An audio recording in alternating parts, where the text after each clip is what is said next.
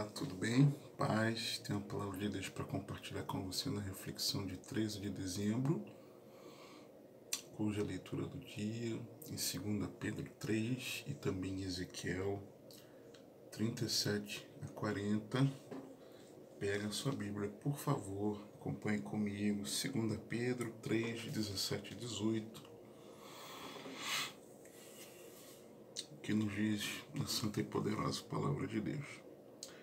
Vós, portanto, amados, sabendo isto de antemão, guardai-vos de que pelo engano dos homens abomináveis sejais juntamente arrebatados e descaiais da vossa firmeza, antes crescei na graça e conhecimento de nosso Senhor e Salvador Jesus Cristo. A Ele seja glória, assim agora, como no dia da eternidade. Amém. Talvez nós não nos demos conta da urgente necessidade de conhecermos e continuarmos crescendo no conhecimento de Jesus Cristo. Não é conhecer a Cristo, mas conhecer a Cristo e continuar o conhecendo. Quando nós olhamos aqui para o contexto da carta, fazendo um comparativo com a primeira, já comentei, na primeira ele traz um alerta sobre a importância de perseverar diante dos perigos externos, como da perseguição, violência, morte, mostrando ali, olha, vão passar por sofrimentos. Já nesta segunda epístola, Pedro lhe alerta sobre os perigos mais internos, fala dos falsos mestres, dos falsos ensinos e de uma conduta de quem não que é incompatível com quem é de Cristo, tá? Então Pedro ele escrevia aqueles irmãos cuja experiência com Deus ela foi tão transformadora quanto a dele. E tudo por causa do relacionamento e da intervenção direta do Senhor Jesus, por conta do conhecimento de Cristo. E por que eu digo isso? Eu comentei duas reflexões, talvez, sobre isso. Porque no primeiro capítulo, Pedro nos mostra que é preciso conhecer a Cristo para desenvolver o caráter cristão. Ele fala isso no versículos versículos 2 e 3. Graça e paz vos sejam multiplicadas pelo conhecimento de Deus e de Jesus nosso Senhor. De que forma que a graça e a paz me são multiplicadas? Pelo conhecimento de Cristo. Visto como o seu divino poder nos deu tudo o que diz respeito à vida e piedade, pelo conhecimento daquele que nos chamou pela sua glória e virtude. Então, como que eu tenho graça e paz multiplicadas? Conhecendo a Cristo. Como que eu tenho tudo aquilo que é necessário para minha caminhada de fé? Conhecendo a Cristo. Você está entendendo? E depois, no verso 8. Porque se em vós houverem abundar estas coisas, que ele vai lhe dar fé ao amor, não vos deixarão ociosos nem estéreis no conhecimento de nosso Senhor Jesus Cristo. Eu conheço a Cristo, mas eu não conheço a Cristo e fico estéril e ocioso nesse conhecimento. Não é um conhecimento estagnado. Você está entendendo isso? Para desenvolver o caráter cristão. No capítulo 2, ele diz que é preciso conhecer a Cristo. Na verdade, implícito está continuar crescendo nesse conhecimento. Por quê? Porque ele fala de conhecer a Cristo para ter cuidado com falsos mestres e falsos ensinos, os enganadores. E especificamente, partir do verso 20. Porquanto se depois de terem escapado das corrupções do mundo, como é que eu escapei da corrupção do mundo? Pelo conhecimento do Senhor e Salvador Jesus Cristo, ok? Forem outra vez envolvidos nelas e vencidos, tornou-se-lhes o último estado pior do que o primeiro. Peraí, então tinha conhecido. Porque melhor lhes fora não conhecerem o caminho da justiça, do que conhecendo, desviarem-se do santo mandamento que lhes fora dado. Deste modo, sobreveio-lhes que por um verdadeiro provérbio se diz: o cão voltou ao seu próprio vômito e a porca lavada ao espojadouro de lama. Então, conheci, me afastei do pecado. Mas, quando eu retorno, quando alguém retorna, é como se tivesse esquecido, sabe? Como se tivesse esquecido desse conhecimento.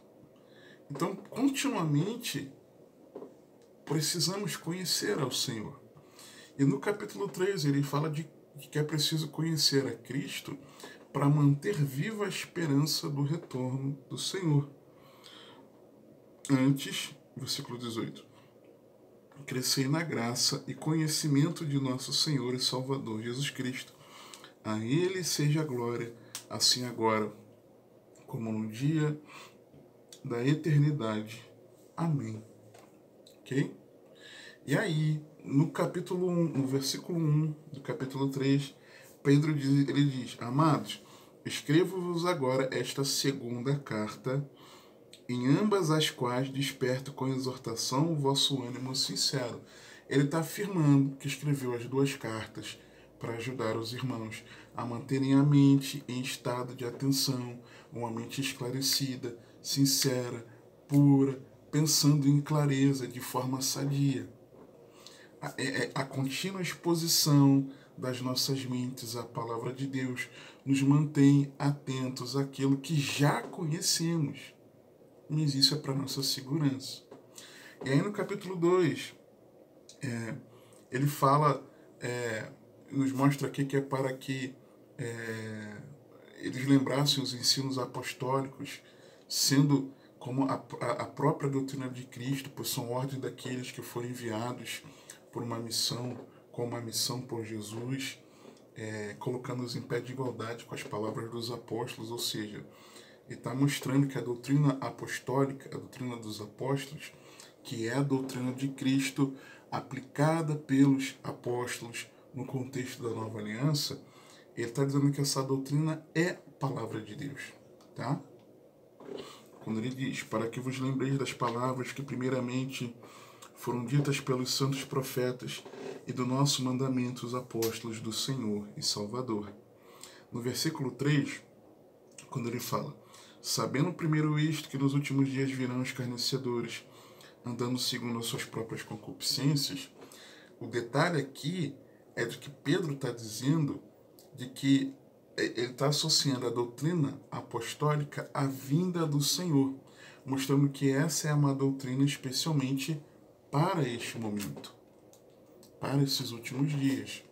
Trouxe uma reflexão no primeiro semestre com base com o título A Doutrina dos Apóstolos nos Últimos Dias, ou dos Últimos Dias, algo assim. Importante, recomendo que você assista se você ainda não assistiu. E aí, juntando aqui o verso 3 com o 4, e dizendo, esses que estão andando, estão escarnecendo, andando segundo as suas próprias concupiscências, e dizendo, onde está a promessa da sua vinda? Porque desde que os pais dormiram, todas as coisas permanecem como desde o princípio da criação. Ou seja, apesar de ser o ensino necessário, e nós precisamos estar nesse ensino, na doutrina apostólica, nesses últimos dias tem os escarnecedores que zombam da mensagem, da promessa do retorno do Senhor.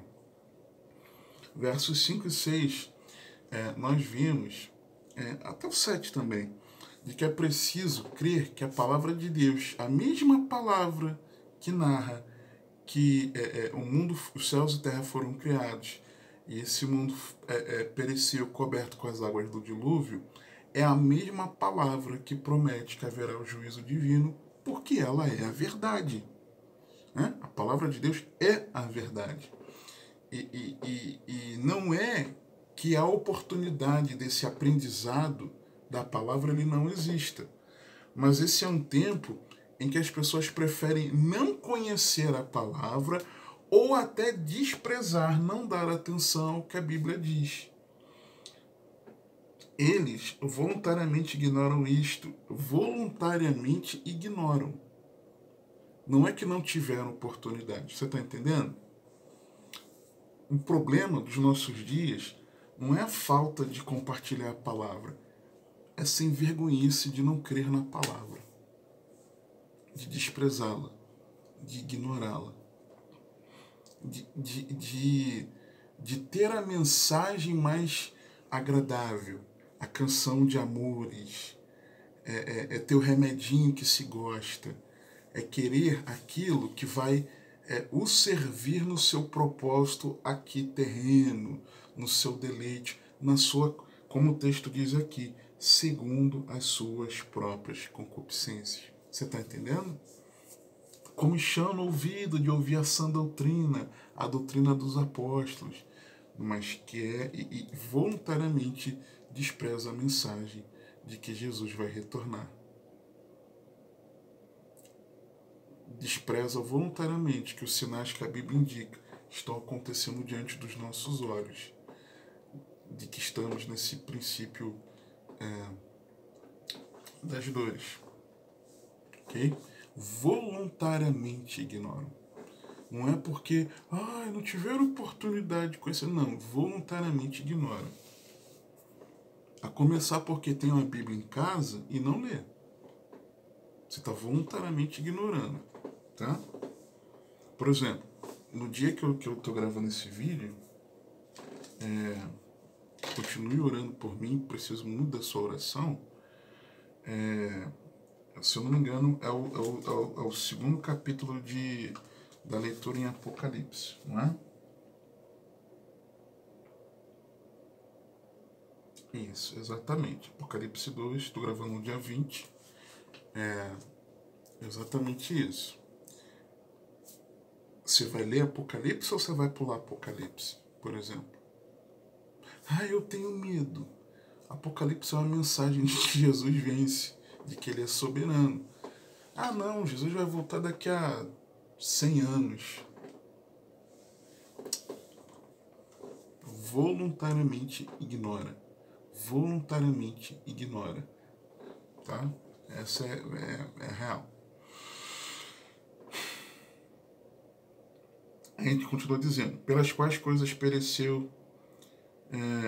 Ele voluntariamente ignora que a palavra de Deus, já desde a antiguidade, existiram os céus e a terra, que foi tirada da água e no meio da água subsiste, pelas quais coisas pereceu o mundo então coberto com as águas do dilúvio, mas os céus e a terra que agora existem pela mesma palavra se reservam como tesouro e se guardam para o fogo até o dia do juízo e da perdição dos homens ímpios. Está na Bíblia, tá? Só que aí, quando eu faço isso, e eu sei que esta terra, pela mesma palavra, essa terra que ela está reservada para o fogo, eu sei que essa vida aqui vai passar. Então, ao invés de eu manter o foco nessa vida, eu vou manter o foco na eternidade, tá? Versículos 8 e 9, na parte A, nós vemos a importância da paciência enquanto guardamos essa esperança. Mas, amados, não ignoreis uma coisa, que o dia para o Senhor é como 1000 anos, e 1000 anos como um dia. O Senhor não retarda a sua promessa, ainda que alguns a tenham por tardia. Ok? E na parte B, ele diz, mas é longânimo para conosco, não querendo que alguns se percam, senão que todos venham a arrepender-se. A urgência do arrependimento. Você acha que as coisas estão vindo na nossa nação por quê? igreja? Por que igreja?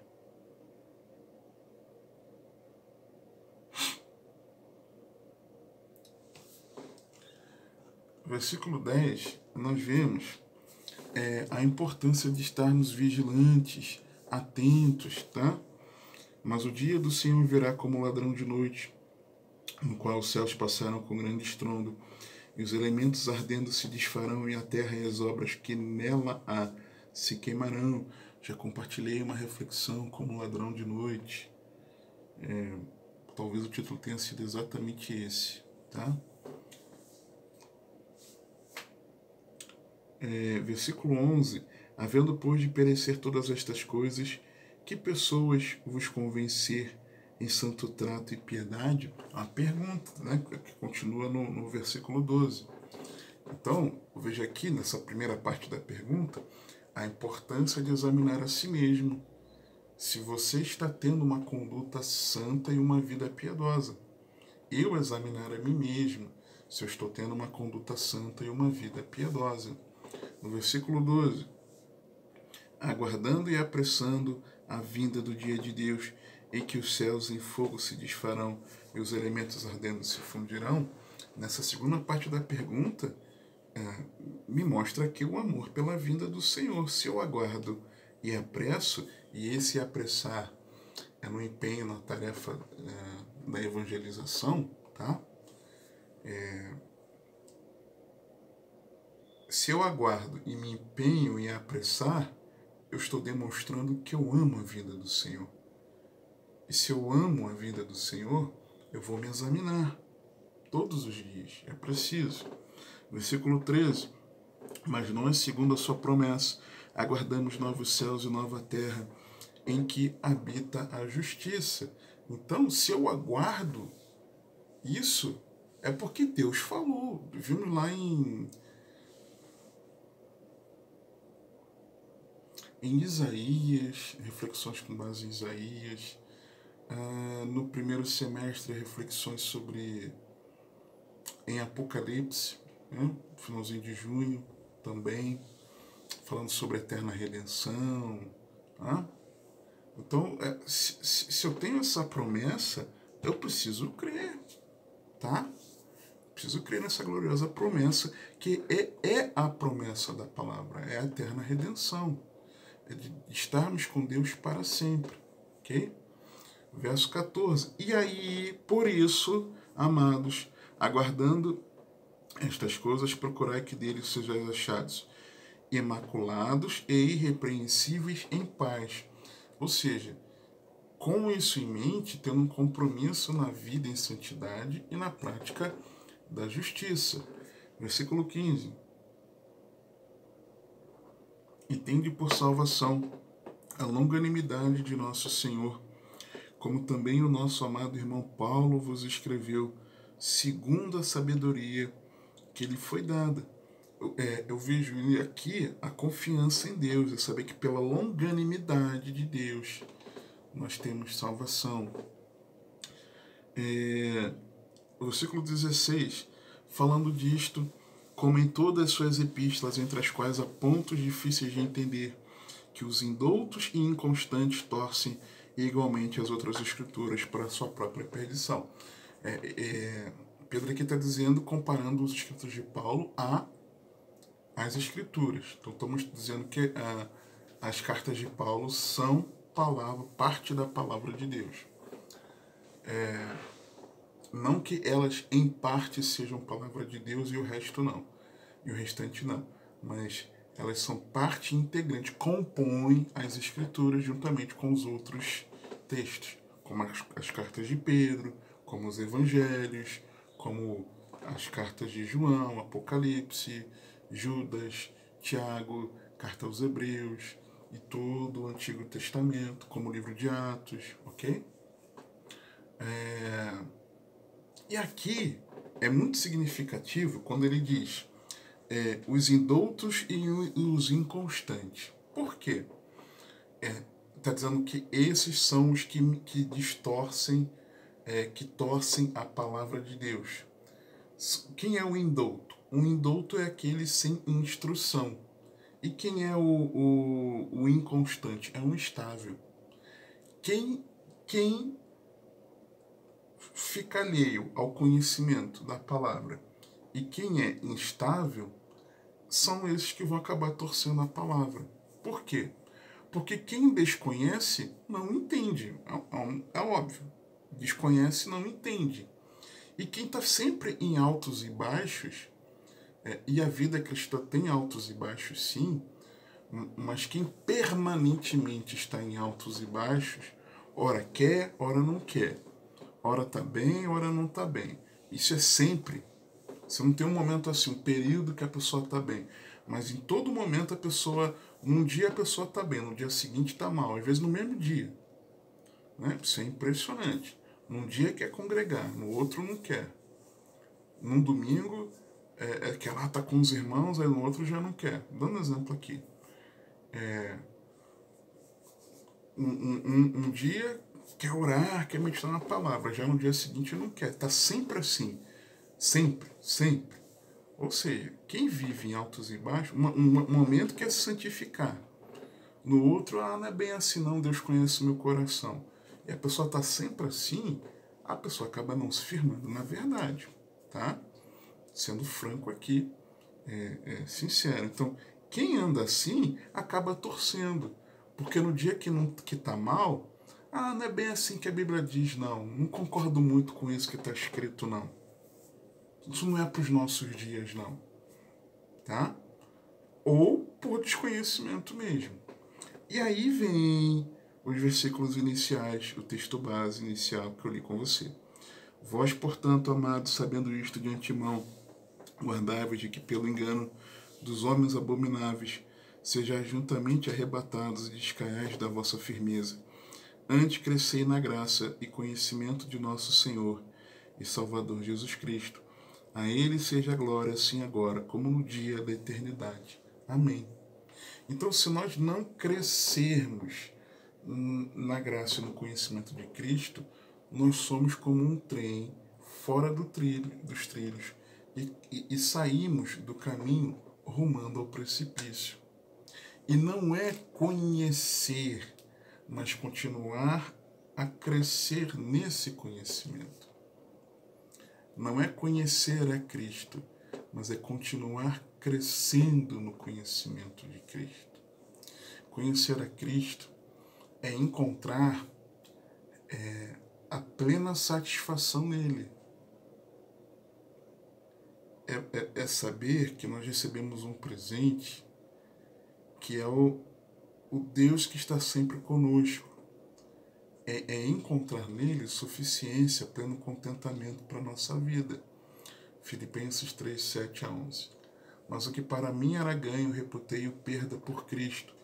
E na verdade tenho também por perda todas as coisas pela excelência do conhecimento de Cristo Jesus, meu Senhor, pelo qual sofri a perda de todas estas coisas e as considero como escória, para que possa ganhar a Cristo e seja achado nele, não tendo a minha justiça que vem da lei, mas a que vem pela fé em Cristo, a saber, a justiça que vem de Deus pela fé, para conhecê-lo, e a virtude da sua ressurreição, e a comunicação de suas aflições, sendo feito conforme a sua morte, para ver se de alguma maneira posso chegar à ressurreição dentre os mortos. Eu não comentei antes, o termo aqui conhecimento que Pedro usa em 2 Pedro 18, e nos outros textos, é o termo gnosis. É um conhecimento que ele também aponta também aponta para um conhecimento num relacionamento de intimidade, a semelhança entre marido e mulher. É o correspondente a um termo hebraico no Antigo Testamento retratado como yada, aqui como a gnose. E neste contexto aqui do texto, você vê que é um conhecimento do relacionamento. tá?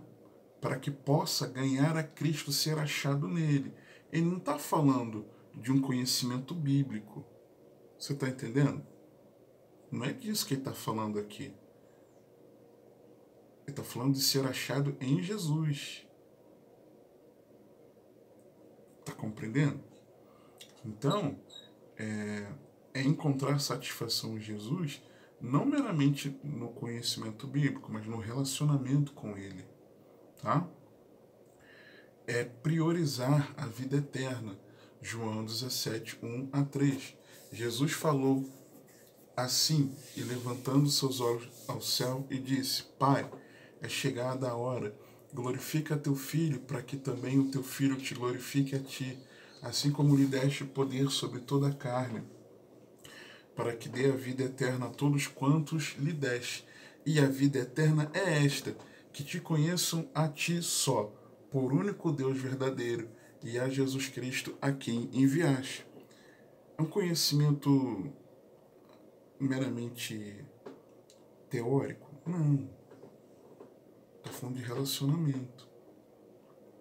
Conhecer a Cristo é ter relacionamento com Ele porque você prioriza a vida eterna. Conhecer a Cristo é encontrar o caminho. João 14, 6 e 7. Disse-lhe Jesus: Eu sou o caminho e a verdade e a vida. Ninguém vem ao Pai senão por mim. Se vós me conhecesseis, a mim também conhecerias a meu Pai, e já desde agora o conheceis e o tendes visto.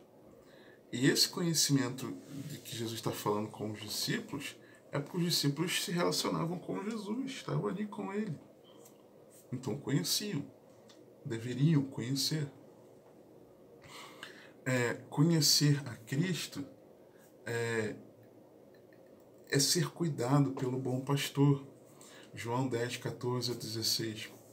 Eu sou o bom pastor e conheço as minhas ovelhas, e das minhas sou conhecido. Assim como o Pai me conhece a mim, também eu conheço o Pai e dou a minha vida pelas ovelhas. Ainda tem outras ovelhas que não são deste aprisco. Também me convém agregar estas, e elas ouvirão a minha voz, e haverá um rebanho e um pastor. Eu conheço as minhas ovelhas, e das minhas sou conhecido. É relacionamento. É relacionamento. Lembra daquela reflexão sobre o bom pastor? Não me lembro o título, né? Mas alguma coisa sobre o bom pastor, com base no Salmo 23. O profundo relacionamento que existia entre o pastor e a ovelha, o animal. E isso era figura, Jesus usou como figura do relacionamento com Deus, nosso com Deus, com Cristo. Salmo 23 e João 10, por exemplo, também, tá? Então é ser cuidado, é você ter os problemas que nós passamos, temos, mas nós estamos cuidados pelo Senhor. É saber que Jesus, ele entregou a sua vida por nós, para nossa salvação. É saber que por termos a Jesus como nosso bom pastor, já temos tudo. E ponto. E ponto. Só que aí ele diz o seguinte, ele fala da grei amada, porque ele fala que ainda tem outras ovelhas que não são deste aprisco, também me convém agregar estas, e elas ouvirão a minha voz, e haverá um rebanho e um pastor. Ele está falando aqui de que nós não somos sozinhos cuidados pelo Senhor, mas ele nos mostra que nós fazemos parte de um coletivo, de um rebanho. As minhas ovelhas, no plural.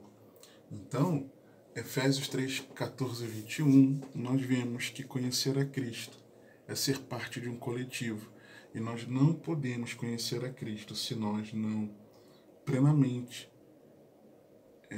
ter uma visão mais ampla, mais aprofundada, se nós não fizermos parte desse coletivo que é a igreja. Efésios 3, 14 a 21. Por causa disto me ponho de joelhos perante o Pai de nosso Senhor Jesus Cristo, do qual toda a família nos céus e na terra toma o nome, para que, segundo as riquezas da sua glória, vos conceda que sejais corroborados com poder pelo seu Espírito no homem interior, para que Cristo habite pela fé nos vossos corações, a fim de, estando arraigados e fundados em amor, poderdes perfeitamente compreender com todos os santos, com todo o rebanho de Cristo, qual seja a largura e o comprimento e a altura e a profundidade, e conhecer o amor de Cristo, que excede todo entendimento, para que sejais cheios de toda a plenitude de Deus. Ora, aquele que é poderoso para fazer muito mais abundantemente além daquilo que pedimos ou pensamos, segundo o poder que em nós opera, a esse glória na igreja por Jesus Cristo em todas as gerações, para todos sempre. Amém. Conhecer a Cristo é você fazer parte da igreja. Se você não quer fazer parte da igreja, se você despreza o corpo de Cristo, é por isso que a igreja, a glória do Senhor está na igreja, porque a igreja é o corpo de Cristo. Se você despreza o corpo, se você despreza os irmãos, se você acha que vai sozinho caminhar para o céu, com todo carinho, você não conhece a Cristo. Você não conhece a Cristo. Quer viver isolado, viver para si mesmo, não se importar, não sentir falta de estar com os irmãos. Você não conhece a Cristo. Falo com carinho, mas eu preciso te falar a verdade. Achar que seu pecado, o pecado que você cometa, não influencia ali a comunidade de fé. A você achar que você não tem que ter um posicionamento que dê exemplo para os irmãos, de que você precisa, as suas atitudes você precisa pensar antes, de que você faz parte de uma igreja local, de que você tem um pastor, você tem irmãos, sabe? De você achar que não tem que dar conta da sua vida a ninguém. Você não conhece a Cristo, tá? Preciso falar com carinho, mas te falar a verdade. Conhecer a Cristo é praticar seus ensinamentos. 1 João 2, 1 a 4. Meus filhinhos, estas coisas vos escrevo para que não pequeis. E se alguém pecar, temos um advogado para com o Pai, Jesus Cristo, o justo. E ele é a propiciação pelos nossos pecados, não somente pelos nossos, mas também pelos de todo mundo. E nisto sabemos que o conhecemos. Como sabemos que o conhecemos? Se guardarmos os seus mandamentos. Aquele que diz eu conheço e não guarda os seus mandamentos é mentiroso, e nele não está a verdade. Conhecer a Cristo é desfrutar da verdadeira liberdade.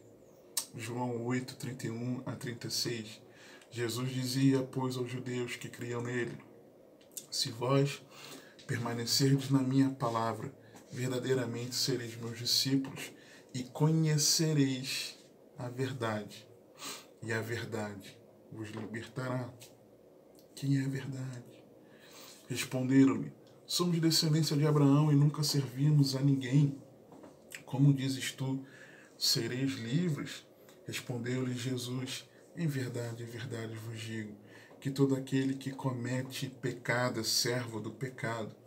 Ora, o servo não fica para sempre em casa, o filho fica para sempre. Se, pois, o filho vos libertar, verdadeiramente sereis livres. E talvez você esteja aprisionado nas suas emoções. Talvez você esteja aprisionado nos seus pensamentos. Talvez você esteja aprisionado às circunstâncias. Talvez você esteja aprisionado à prática do pecado. Escute-me, ei, escute. O que você precisa é conhecer a Cristo, é conhecer a verdade, é conhecer a Cristo Jesus, a conhecer aquele que entregou a sua vida, derramou seu precioso sangue por amor a você. É você encontrar no Senhor Jesus aquele que vai te preencher, aquele que quer ter um relacionamento pessoal contigo, aquele que quer habitar no seu coração, aquele que quer ter comunhão com você. E isso nos basta.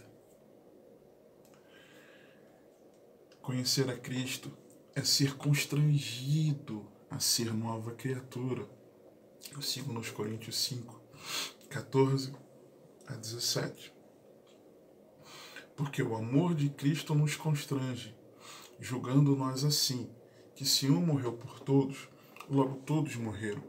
E ele morreu por todos, para que os que vivem não vivam mais para si, mas para aquele que por eles morreu e ressuscitou. Assim que daqui por diante a ninguém conhecemos segundo a carne, e ainda que também tenhamos conhecido Cristo segundo a carne, contudo agora já não o conhecemos deste modo. Assim que, se alguém está em Cristo, nova criatura é, as coisas velhas já passaram, eis que tudo se fez novo.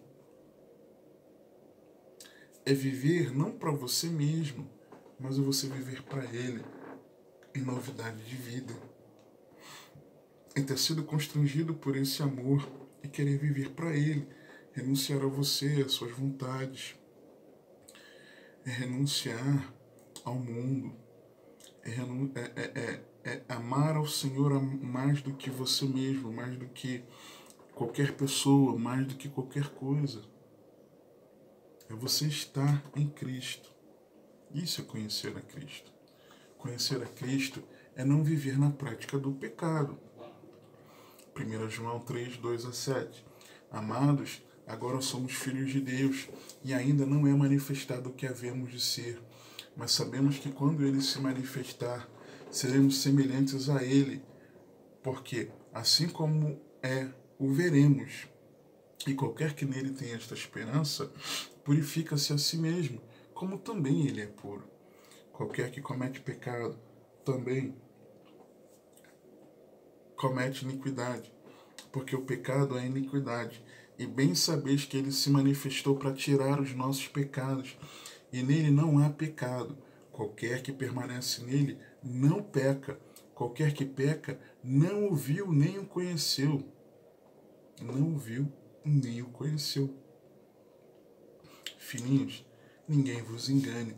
Quem pratica a justiça é justo, assim como ele é justo. Então, quem pratica o pecado não conhece a Cristo. Ainda precisa ter uma experiência pessoal com o Senhor. Não estou dizendo de tropeçar em algum pecado, mas é aquele que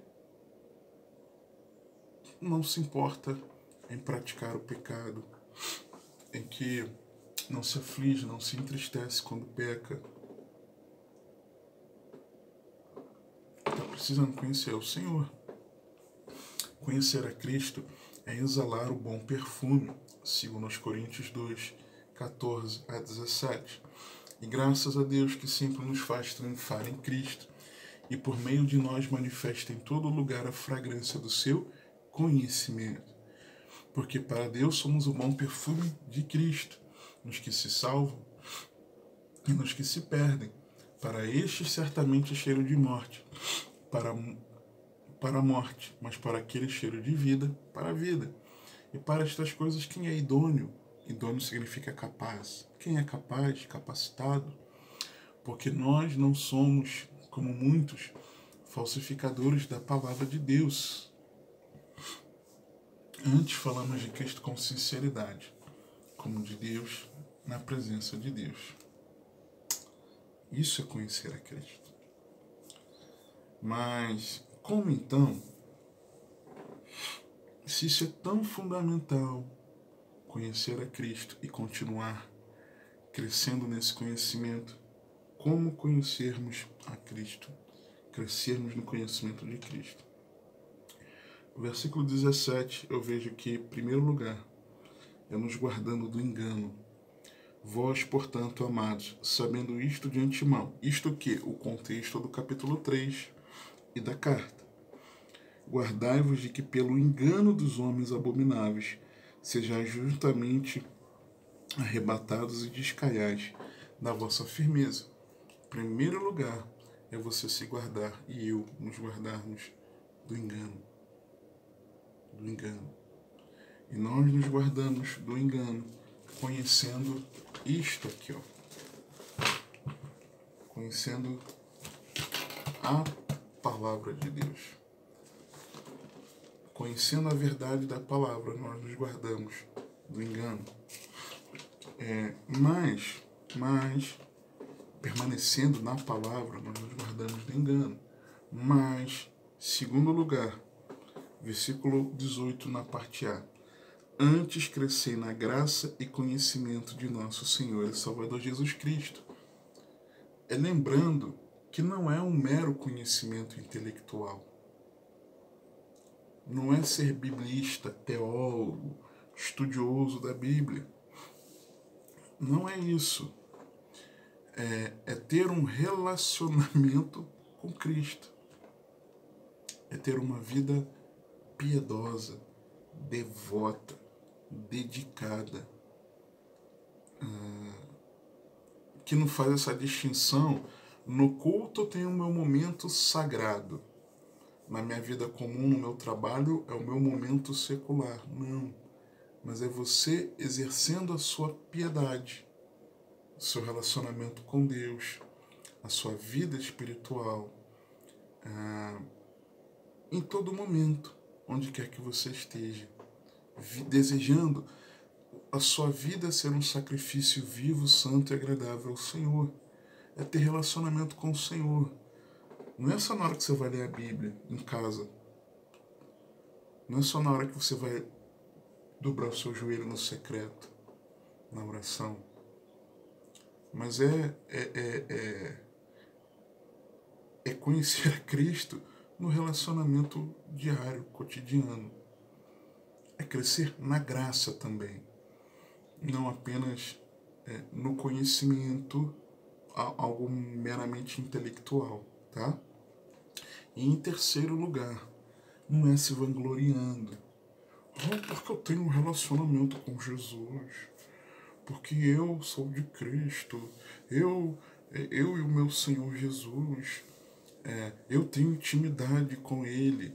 Não é você se vangloriar, ainda que você cada vez mais você vá se sentindo mais entregue a esse relacionamento, sendo mais conhecido do Senhor, mas é entregando a Ele toda a glória. A Ele seja a glória, assim agora, como no dia da eternidade. Amém. Então, como crescer em conhecer a Cristo? Guardando-se do engano, permanecendo na palavra, lembrando que isso não é um mero conhecimento intelectual, mas é relacionamento. E não se vangloriando, mas entregando a Deus toda a glória. Nós precisamos continuar crescendo no conhecimento a Cristo. Isso é fundamental para que sejamos conhecidos dele. Que o Senhor te abençoe, te guarde, que ele te conduza e governe a sua vida, porque você tem acesso.